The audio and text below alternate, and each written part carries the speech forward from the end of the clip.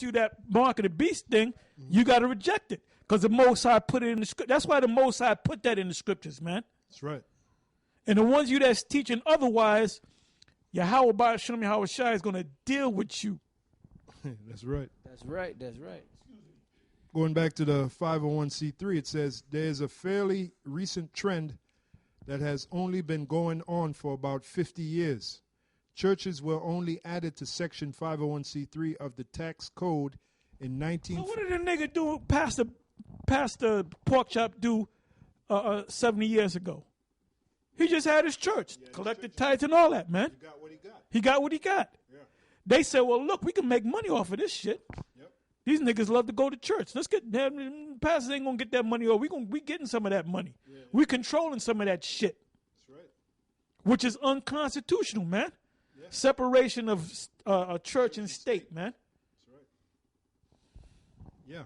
Yeah. Churches will... Congress shall make no laws. Anytime you deal with taxes, no taxation without representation. Representation is your Congress. In order for you to say, we're going to tax you on this, you have to have a representative. Now there's a separation between, like I said, church and state. Because what does it say in the, I'm going to go to that, read. Yeah, because whoever would be the representative to collect the money on behalf of the state would have to have just that, representation. He would, and then you would find out it's the state taxing the church. Which they have no right. Which they have no right. They have no right. And I'm going to show you that. Go ahead. Okay, it says churches were only added to Section 501c3 of the tax code in 1954. We can thank, in 1954, we can thank Senator, at that time he was a senator, later became president, Lyndon Baines Johnson. And that word Bain means deaf, by the way. And he was a real scumbag, man. Lyndon Baines Johnson. He was a real lowlife, put it that way. Can I read this out the Constitution? Yeah. This is this man's own laws. The Bill of Rights, full text, Amendment 1. Congress. What is the Constitution? There's 6 articles of the Constitution.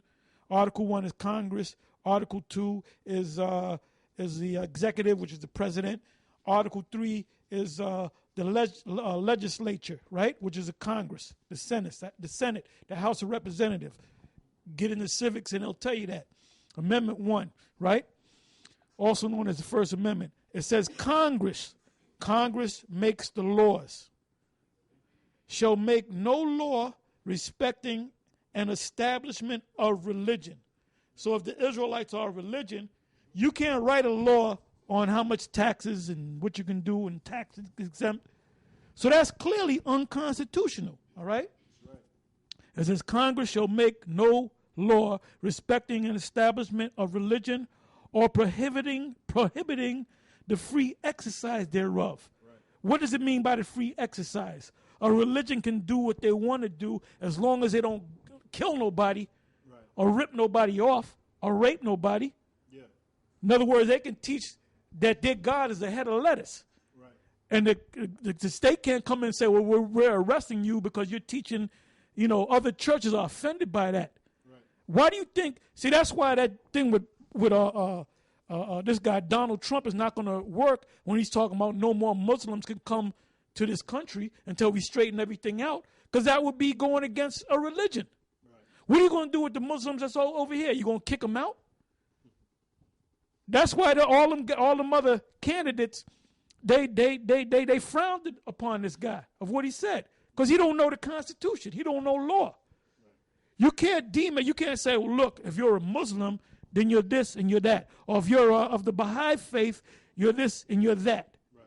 All right? Now, if you have a religion that kills little babies, then the state got to jump in, because you're protecting the rights of that baby. If you got a religion where you raping the woman, let's use that, right? Yeah, the state got a right to come in to protect the rights of that woman there, man. Yeah. Now, if you got a religion where you have orgies and shit, and all the men and the women is of full age, You can't do nothing about it. And They they say, well, this is consented. the name of our God, Yeah, they our consented. Egyptian God. Yep. That's why they set up this 501c3 too. And by the way, witches, they get witch covens, they have a 501c. Put that in there. Punch that in there. The witches get 501c3. The government controls that shit, man. It says, Congress shall make no law respecting an establishment of religion. So the 501c3, as far as churches is concerned, is unconstitutional. All right? And nobody brought it up to the Supreme Court. All right?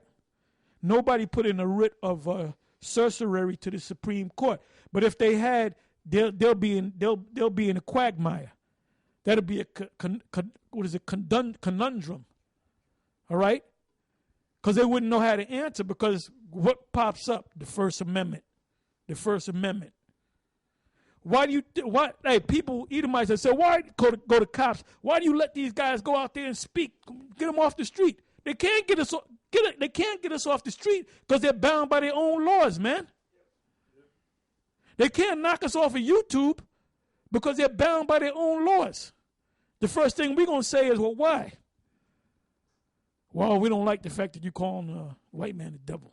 Well, wait a minute. That's in our religion. That's part of our religion. I read again. Congress shall make no law respecting the establishment of religion or prohibiting the free exercise thereof. Exercise meaning to do what you do in your religion. Be it worshiping a head of lettuce or worshiping whatever.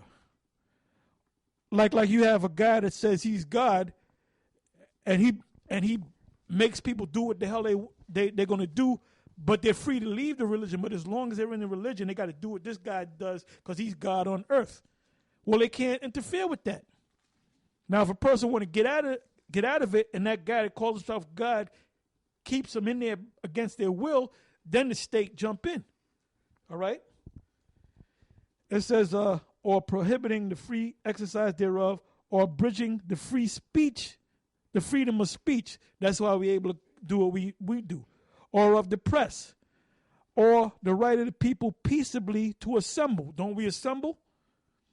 Now, if a fight breaks out, then the cops can come in and arrest us, and arrest them people or whoever, and to petition the government for a redress of grievances. Okay? Yeah, it's just, I mean, they have it, all over the place. But basically, I typed in a 501 church, or 501 witch churches, and this site came up. It says pagan groups and 501c3 nonprofit status. And to get right to the point, they mentioned the different pagan groups like the Druids and the witches. So they have a 501c3 as well. Yep, absolutely. They're under the 501c3. So, and it's just a way of the government getting their cut, because a church can be very profitable. Just ask Creflo Dollar; he'll tell you. So-called churches can be very profitable, and the government, they want their cut. So this is their way of getting their cut under something called a 501c3. Which you do not need. That's the point. It says churches were only added to Section 501c3 of the tax code in 1954.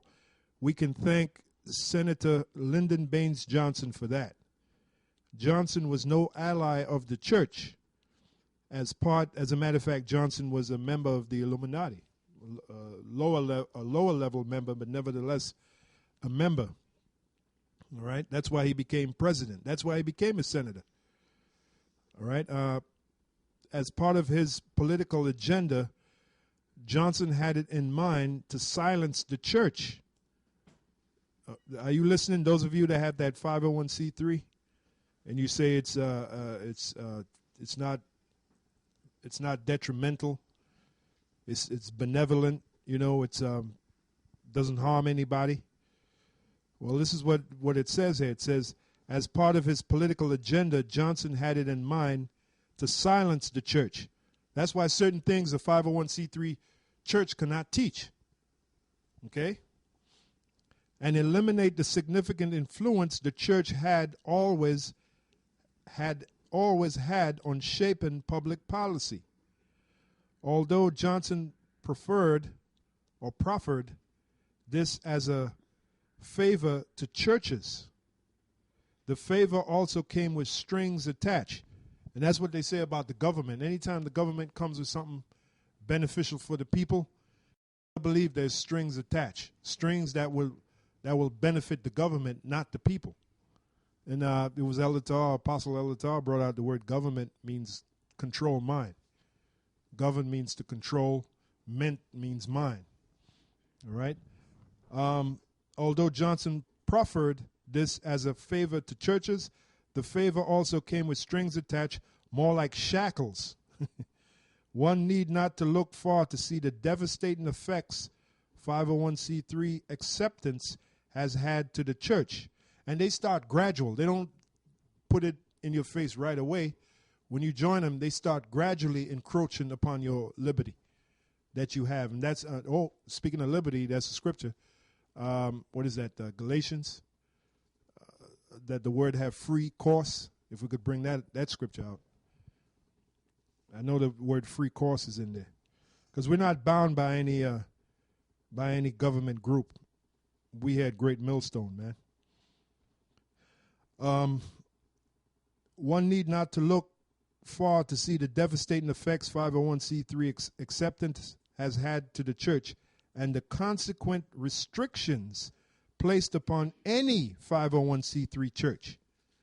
501c3 churches are prohibited from addressing in any tangible way the vital issues of the day, like that chip. All right?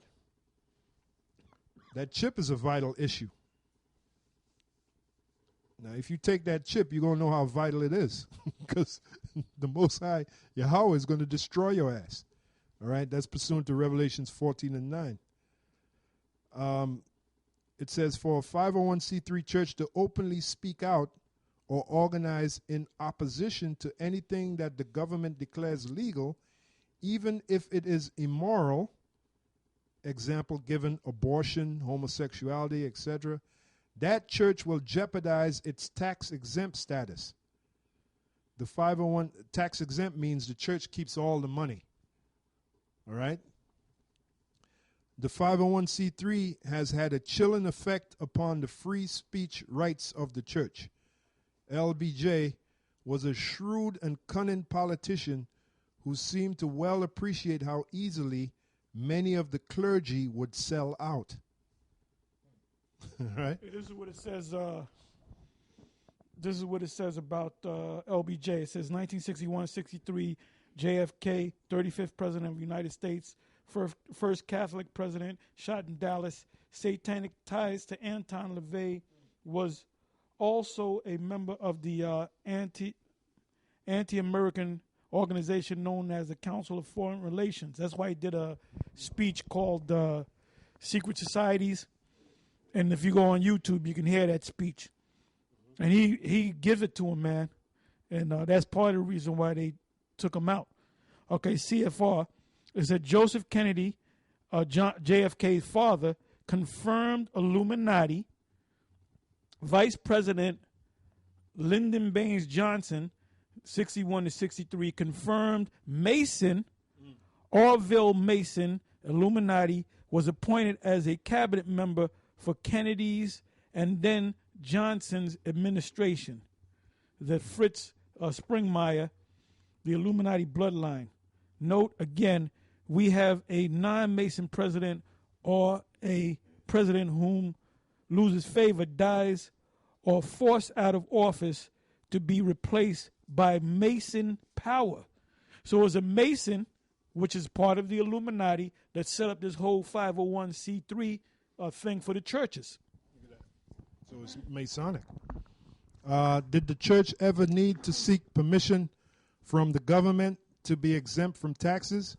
Were churches prior to 1954 taxable? The answer is no.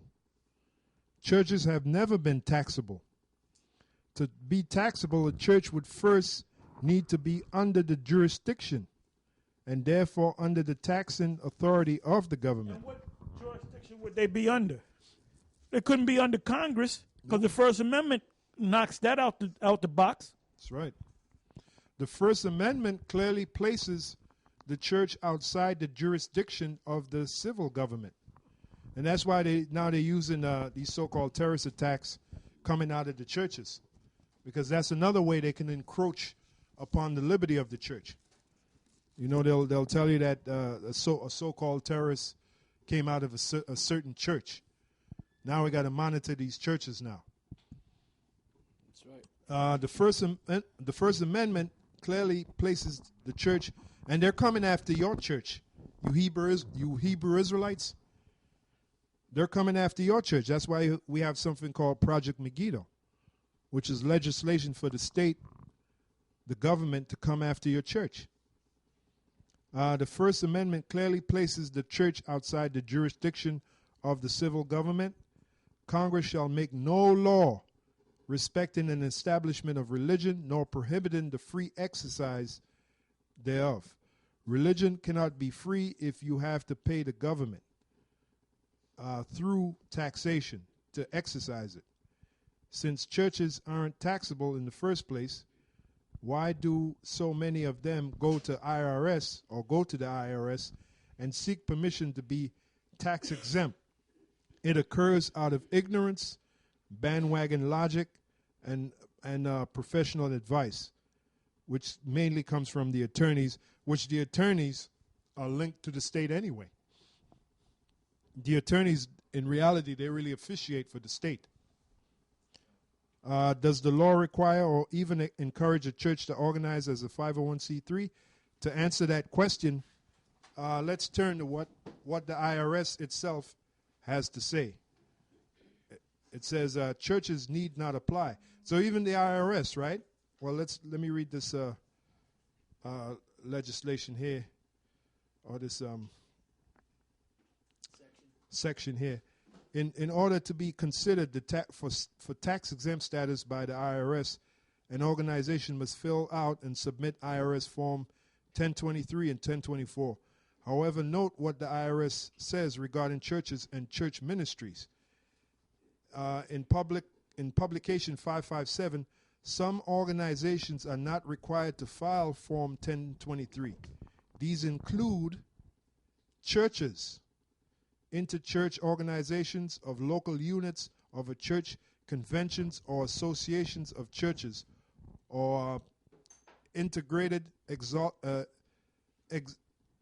auxiliaries of a church, such as a men's or women's organization, religious school, mission society, or youth group. These organizations are exempt automatically if they meet the requirements of Section 501c3. So basically, you don't have to get a 501c3 tax exempt status if you're a church. I got a quick precept. There's Exodus 23:8. And thou shalt take no gift, for the gift blindeth the wise and perverteth the words of the righteous. You know, and that's why with that 501c3, that's pretty much like taking a gift. And what happens is that perverts your judgment. It turns away the words from the wise. You know, so you have more, Apostle Gabar? Yeah, I just have a scripture. 2 Thessalonians 3:1, it says, finally, brethren, pray for us that the word of the Lord may have free course. So now if you have a 501c3 tax statute, then the word of the Lord does not have a free course. Yep. All right, it is bound. It's bound by who? It's bound by the state. What the hell does the state got to do with us? We're telling the state the Lord is going to destroy you. Yep. You know? The almighty, invincible. Yeah, you go for tax exempt and you give them your mission statement. Part of your statement is the white man is a devil. And that's what we're teaching. That's Babylon, right. The great city Babylon is going to be destroyed. You know? That's right. Yeah, I looked up that word, free course. Here's the Greek. Strong's G, 5143, trecho. And it says of doctrine rapidly propagated. So this doctrine is supposed to be rapidly propagated. Why? Because we're at the end. Yeah. Isn't that the 2016 the year of what? The push. The year of the push, That's man. right. Yeah. And then what happens when the government becomes involved? What they do is they put a stranglehold on the word. They keep it constrained, so that Hold it us doesn't. back. Right, it's held back. There's no free course. Well, that's why Nate is talking about anyone who's not thinking for the betterment of their people is not forwardly thinking. Right. That nigga ain't forwardly thinking. He's going back. He's holding back. Right. He wants you to stay here in America. We're talking about America being destroyed so we can get the hell out of America. This nigga is talking about building up in America. Right. When Universities. when the scriptures clearly expressly forbid that. Yeah, it says, "Be as pilgrims on the It earth." says hasten the day of what? The day of this place's destruction, man. That's right. So that's what happens when you get a 501c3 and you become comfortable. Like we said, this guy, when he teaches, he lays back in his chair. That motherfucker is comfortable, man. A gift destroyeth the heart.